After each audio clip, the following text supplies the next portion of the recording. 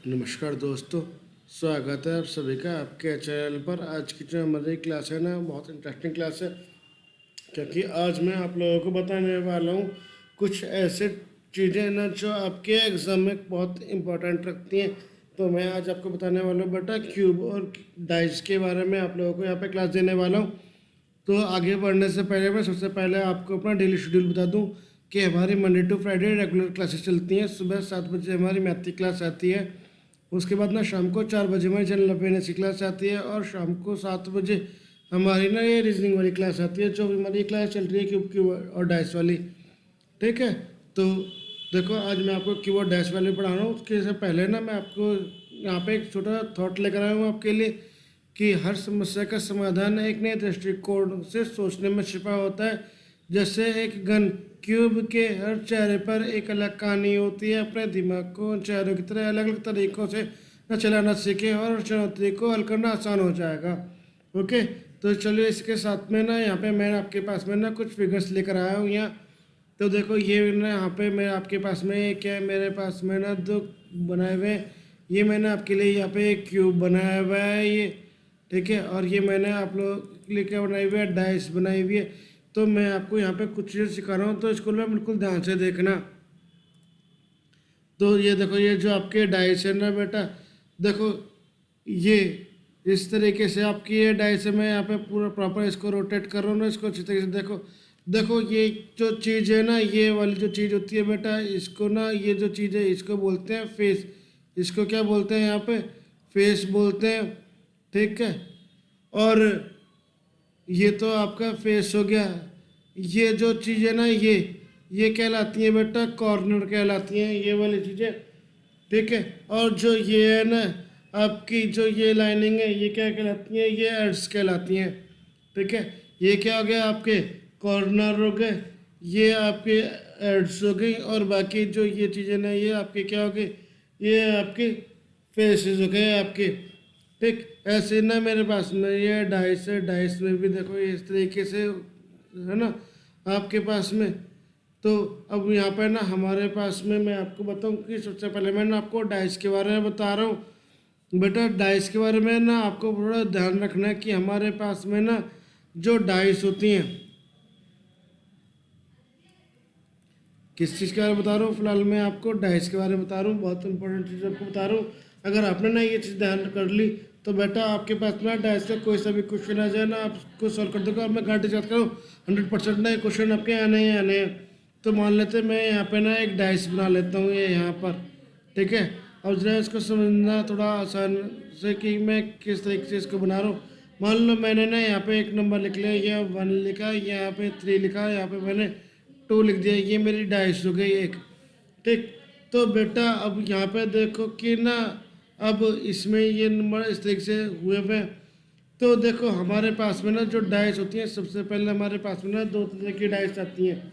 कितने तरह की डाइस होती है हमारे पास में, 2 तरह की डाइस आती हैं बेटा। एक डाइस तो हमारे पास में होती है कौन सी वाली, स्टैंडर्ड डाइस। कौन सी होती है, स्टैंडर्ड, ठीक है ना।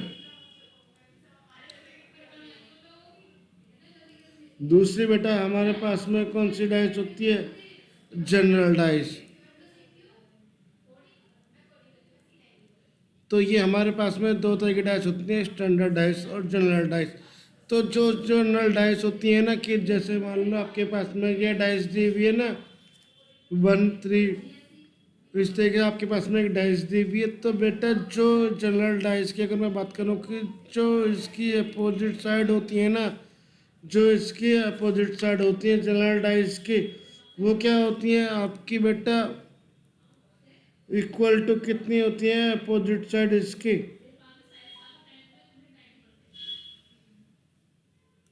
सॉरी, नॉट इक्वल टू कितनी होती है 7, कितनी होती है। और जो मेरी जनरल डाइस होती है उनके जो अपोजिट साइड होती है ना, वो कितनी होती है, इक्वल टू 7 होती है। कि जैसे मान लो ये ना एक साइड है, तो इसके अपोजिट कौन सी साइड होगी, इसके अपोजिट बेटा 6 साइड होगी। और 3 के अपोजिट कौन सी साइड होगी आपकी, 4 होगी। कौन सी होगी, 4 होगी, और ना 2 के अपोजिट कौन सी होगी, 5 होगी। समझ गए। तो अगर आपको ना डाइस के क्वेश्चन दिए हुए हैं, उसने बता दिया कि मेरे पास में ना कौन सी डाइस है, ये स्टैंडर्ड डाइस है, और उसका ना मुझे अपोजिट फेस निकालना, तो अपोजिट फेस इक्वल टू कितना होता है, 7 के बराबर होता है। तो जो भी वो नंबर दिया हुआ है ना, उसको 7 में से माइनस करके बता देंगे कि इसका अपोजिट नंबर 7 होगा। जबकि जो मेरी जनरल डाइस होती है ना, वो नॉट इक्वल टू 7 होती है। जैसे मान लेते हैं ना, ये मेरी जो साइड, ये इसके नंबर कितना है, यहाँ पे 2 है और ये 3 है। ठीक है, तो अब ये ना ये पूछा कि 2 के ना अपोजिट कौन सा नंबर हो सकता है। तो बेटा 1 यहाँ दिया, 2 यहाँ दिया, 3 यहाँ दिया, तो 2 के अपोजिट ना 4 भी आ सकता है, 5 भी आ सकता है, और 6 भी आ सकता है। इन तीनों में से ना कोई भी नंबर आ सकता है इसके अपोजिट में। कोई भी एक नंबर फिक्स नहीं होगा, लेकिन यहाँ पे ना ये फिक्स होंगे। तो ये ना आपको मैं डाइस का बता दिया यहाँ पे कि डाइस वाले कैसे क्वेश्चन होते हैं। ठीक, अब उसके बाद में ना मैं आपको कुछ इम्पोर्टेंट बता रहा हूँ। अब मैं बात कर रहा हूँ बेटा क्यूब की। देखो मैं ना यहाँ पर ना एक ये क्यूब बना रहा हूँ, ध्यान से देखना है इसको। मैंने क्या काम करा है, यहाँ पे ना एक क्यूब बनाया है। अब क्यूब बनाने के बाद में ना मैंने इसको ना डिवाइड कर देना हो छोटे छोटे स्मॉल क्यूब्स में। ठीक है ना।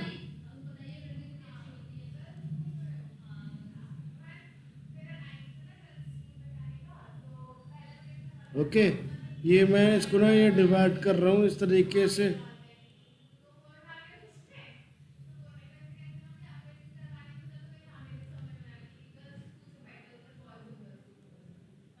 ठीक है बेटा, अब ये ना डिवाइड हो गया।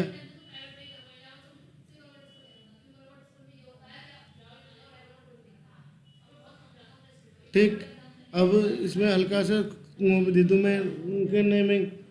मान लो ना ये क्या हो गई, मेरे कुछ भी इनके हो गए कि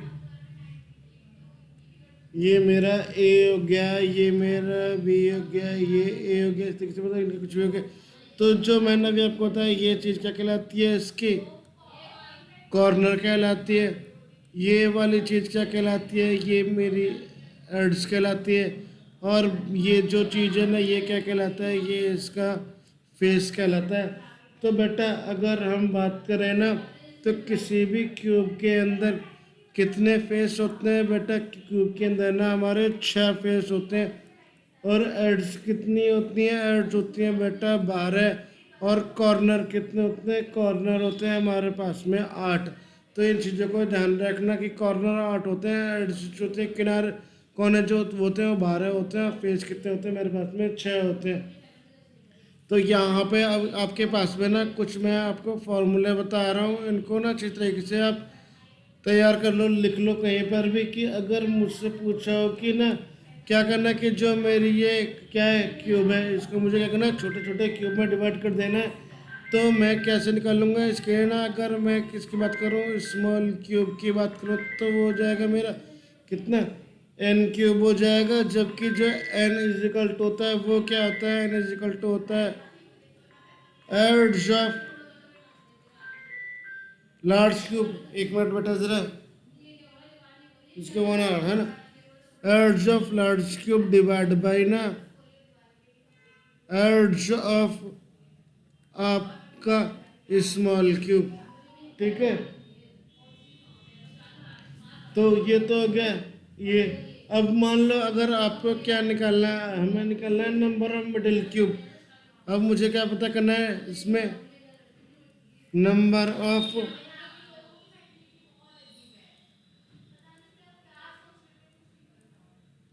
मिडिल क्यूब पता करना है। तो बेटा मिडिल क्यूब पता करने के लिए फॉर्मूला होता है 12 ब्रैकेट में n-2, और n निकालने का फॉर्मूला मैंने आपको यहाँ बताया ये। ठीक है, अगर मुझे पता करना number of central cube, number of central cube, तो बेटा इसके लिए ना हम यूज़ करते हैं 6n-2 का स्क्वायर।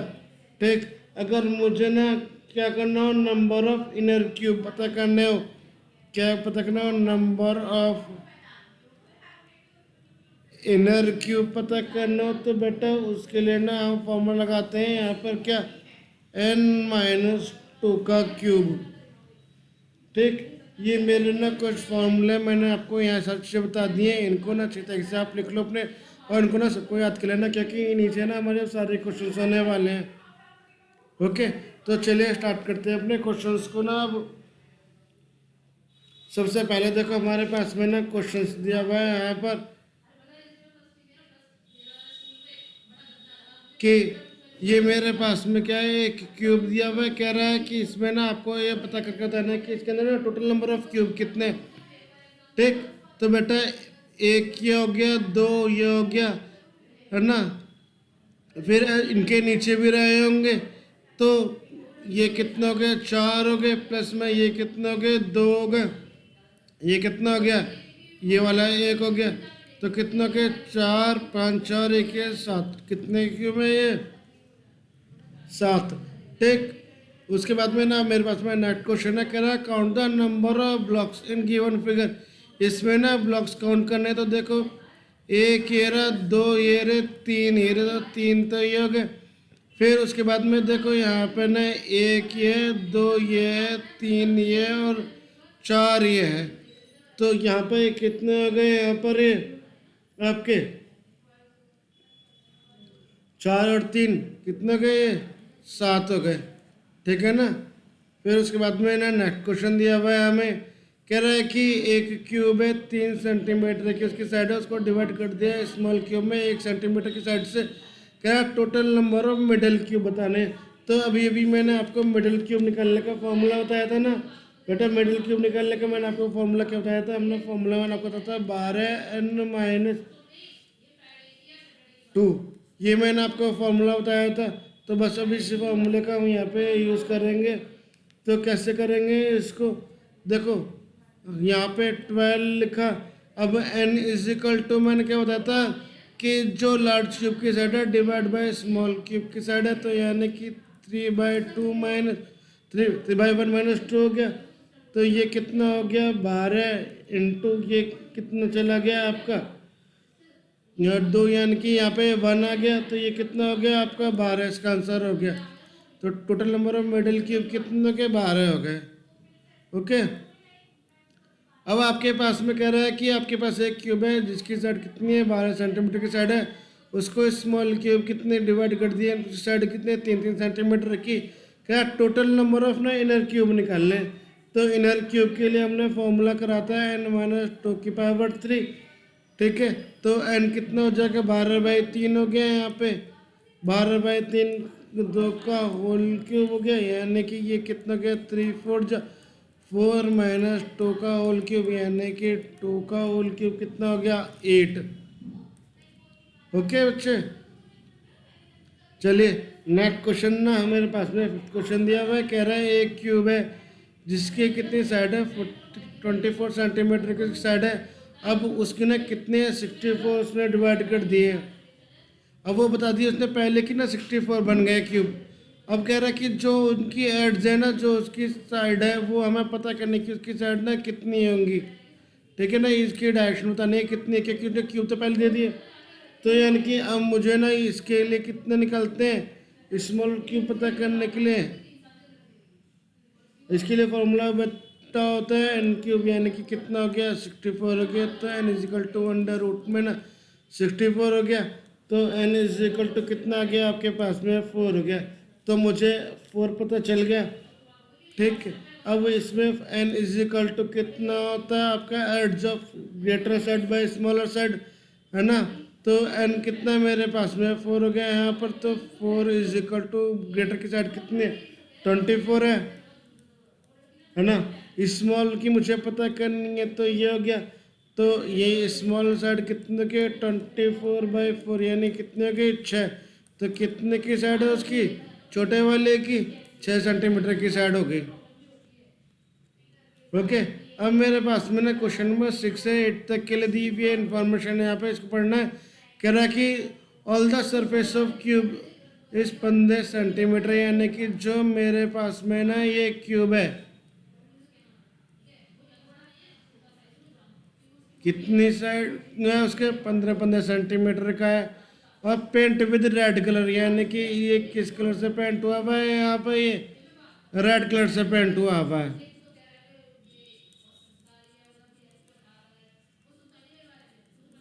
ठीक, अब मेरे पास में क्वेश्चन क्या कहता है, क्वेश्चन कहता है कि मुझे क्या कह रहा है, अब उसमें cut to small cube set 3 centimetre, इसमें ना अब इसको 3-3 सेंटीमीटर से ना इसमें इसके स्मॉल क्यूब बना दिए हैं हमने। कितने बनाए ये हमें नहीं पता, हमने सब अभी बना दिए जैसे इसने बोला है। ठीक है, अब ये कितने कितने किए, 3-3 सेंटीमीटर की हो गई। कह रहा है how many small cube are having two surface painted, यानी कि अब मुझे कैसे बताना है जिनके ना 2 सरफेस पेंट हो, यानी कि 2 सरफेस पेंट हो। तो इसके लिए हम क्या करेंगे बेटा, इसके लिए ना हम देखो सबसे पहले हमने इसके एन पता करेंगे, एन कितना है, एन ग्रेटर साइड कितनी है मेरी 15 और स्मॉल की साइड कितनी है 3, तो एन इजिकल टू कितना गया मेरे पास में 5 हो गया। तो अब मुझे पता चल गया अब कि एन मेरे पास 5 है। अब मुझे वो कह रहा है कि कितने उसके ने जिनमें ना 2 साइड से पेंट हो, तो उसके लिए ना यानी कि मुझे कौन से निकाल लेंगे, मिडिल क्यूब निकाल लेंगे बीच वालों के। बीच वालों के तो 2-2 साइड पेंट होंगे। जैसे मान लो ये वाला क्यूब है आपका, ठीक है ना, तो जो मेरा ये वाला क्यूब है यही तो 2 साइड से पेंट है, क्योंकि इसकी जो अंदर की साइड होगी वो तो अनपेंटेड होगी कट होने के बाद में। तो यानी कि मुझे मिडिल क्यूब निकालना है। मिडिल क्यूब निकालने के लिए फॉर्मूला होता है 12n-2 का। तो यानी कि 12 5 - 2 12 इंटू कितना हो गया 3 हो गया, यानी कितना गया 36। ओके, नेक्स्ट क्वेश्चन दिया ना, मुझे कह रहा है कि कितनी साइड है उसकी 125 है। अब उसकी साइड कितनी है 125 की साइड है, उसको चारों तरफ से जो है रेड कलर से पेंट किया हुआ है। और जो स्मॉल वाली साइड बन रही है वो कितनी बन रही है 25 की बन रही है। ठीक, तो कह रहा है find the number of small cube having at least 2 face painted. At least बोल रहा है, यानी कि ना बेटा समझो, यहाँ पे मैं आपको एक फिगर यहाँ पे बना रहा हूँ, जरा ध्यान से दो इसको।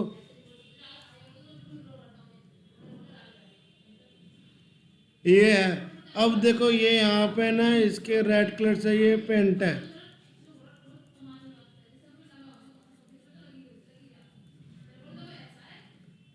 ठीक है, अब मैंने क्या कर रहा है, इसको ना कट कर दिया कुछ पीसों में, मान लेते हैं ये मैंने ना इसको कट कर दिया कुछ पीसों में।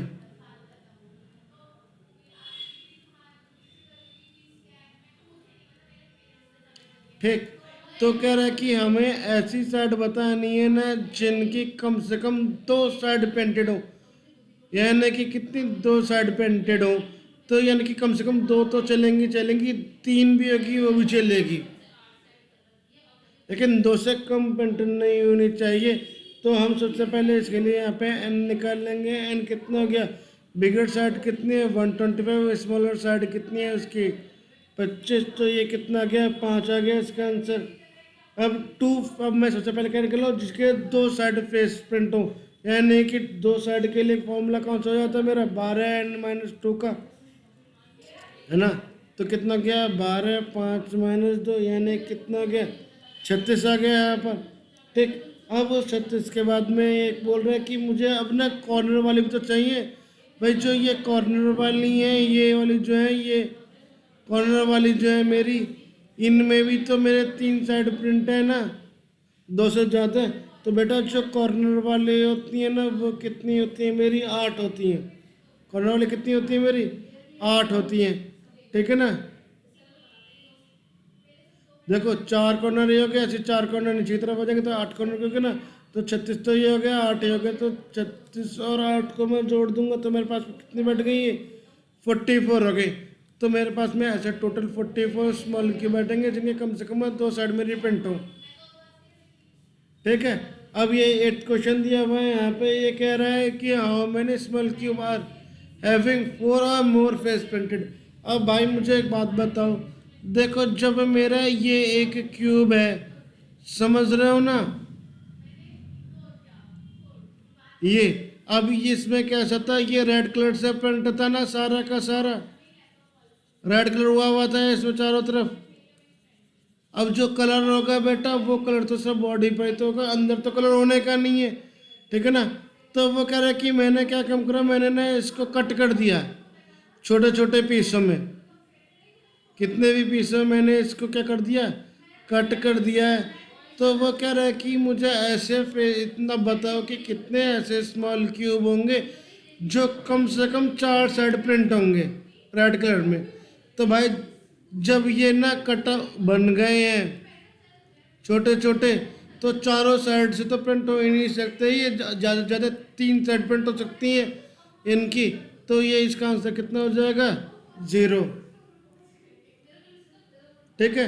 9th क्वेश्चन दिया, देखो अब ये यहाँ पे ना डाइस वाला क्वेश्चन आ गया, अपोजिट फेस बताना है 4 का, ठीक। अब मुझे ना यहाँ पे ये नहीं बताया कि इसने कि ये कौन से डाइस है, ना इतने बताया कि ये जनरल डाइस है, ना ये बताया कि ये कौन से डाइस है आपकी, कुछ भी नहीं बताया ना इसने, इसने स्टैंडर्ड बताया ना इसने जनरल बताया कि ये कौन से। तो हम सबसे पहले क्या करेंगे ना, इनके ना सम को कर लेंगे, इनका आपस के सम। अगर बेटा 5 + 4 कितना होता है मेरा, 9 होता है, 5 + 1 मेरा 6 होता है, और 4 + 1 मेरा 5 होता है। तो ये 7 नहीं आ रहा ना, नॉट इक्वल टू 7 है, यानी कि इसका मतलब क्या हो गया, ये मेरी कौन सी डाइस है, ये मेरी स्टैंडर्डाइज है, और स्टैंडर्डाइज का अपोजिट का सम कितना होता है, 7 होता है। तो मुझे किसका अपोजिट निकालना है, 4 का अपोजिट निकालना है। तो यानी कि 7 में से ना 4 को माइनस कर दूंगा, तो कितना हो गया इसका अपोजिट, 3, ठीक है। चलिए अब मेरे पास में 10th क्वेश्चन दिया है, कह रहा है अब ये फेस है, इसमें मुझे अपोजिट साइड बतानी है किसकी, 2 की। तो यहाँ पे 2 की अपोजिट फेस कैसे निकालेंगे हम, देखो जरा,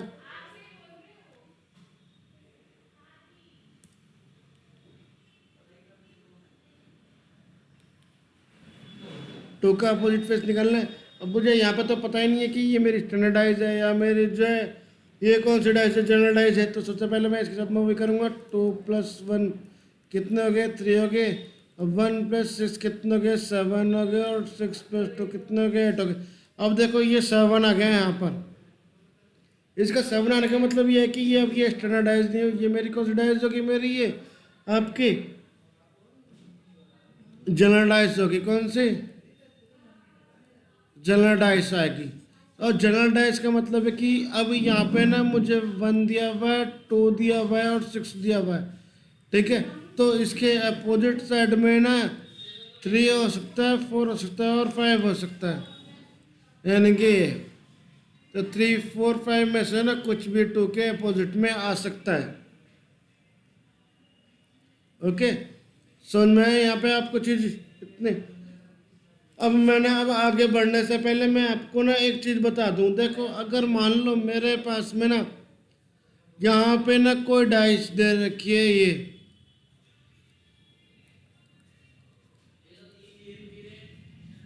ये दोनों एक ही डाइस है, ठीक है।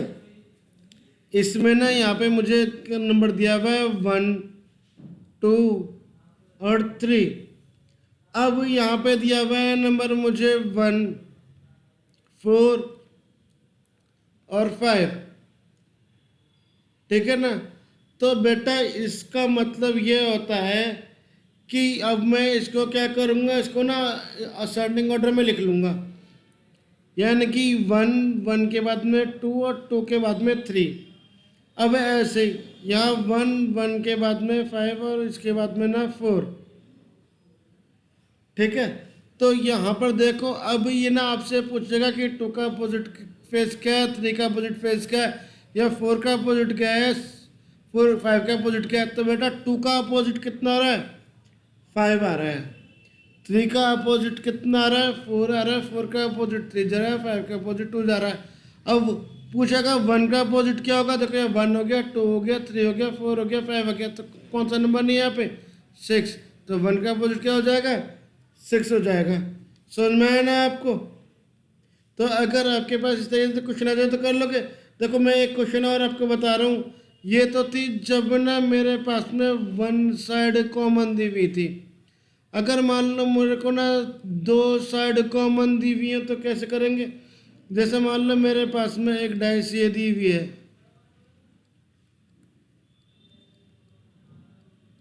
ठीक है। इसमें ना मेरे पास में नंबर है आपका 2,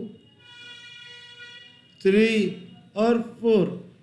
ये आपका 2, 3 और 4, ठीक है। अब इसमें करना है तो बेटा हम इसमें अब क्या करेंगे, देखो इसको ना बिल्कुल सीक्वेंस में जैसे हमने इसको लिया ना बिल्कुल वैसे ले लेंगे। तो यहाँ पे ना हम देखो 2 के बाद में 3 आया, 3 के बाद में ना 4 आ गया। सॉरी ये 4 नहीं है, ये यहाँ पे कितना है, ये 6 है, ठीक है। फिर मेरे पास में ना यहाँ पे 2 आया, 2 के बाद में कितना है 3 है, और 3 के बाद में कितना है 6 आया। तो अगर अब आपसे पूछता है ना कि भाई आपका 4 के अपोजिट कौन सा होगा, तो बेटा ये ना 4 के अपोजिट कौन सा आ रहा है, 6 आ रहा है।